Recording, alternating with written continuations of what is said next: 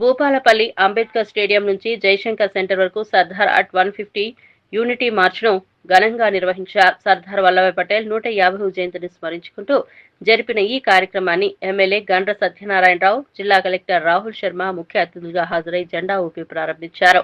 మార్గమంతా యువత జాతి ఏకత సందేశాన్ని ప్రజలకు చేరవేయడంలో చురుకుగా పాల్గొన్నారు.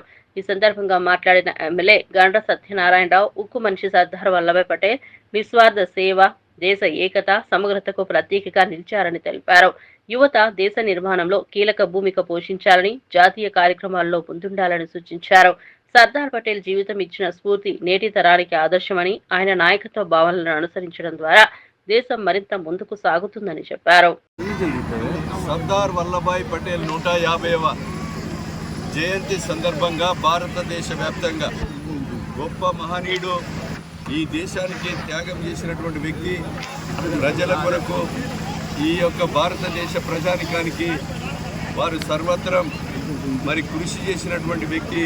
వారి సందర్భంగా ఈరోజు సింగరేణి అంబేద్కర్ గ్రౌండ్ నుంచి వారికి యొక్క జయంతి ఉత్సవాలు నిర్వహించుకొని, ఈ సందర్భంగా సాంస్కృతిక కార్యక్రమాలు కూడా నిర్వహించుకొని ఈరోజు జిల్లా కలెక్టర్ గారు, అదేవిధంగా ప్రజాప్రతినిధులు, ఈ ప్రాంత ప్రజలు, ఈ విద్యార్థులు, యువకులు, పత్రికా మీడియా సోదరులందరూ కూడా కలిసి ఈ యొక్క అంబేద్కర్ స్టేడియం నుంచి మన జయశంకర్ స్టాచ్యూ వరకు, అంబేద్కర్ సెంటర్ వరకు పాదయాత్ర కార్యక్రమం, వాకింగ్ కూడా ఈరోజు పాదయాత్ర కార్యక్రమం కూడా నిర్వహించుకోవడం జరిగింది.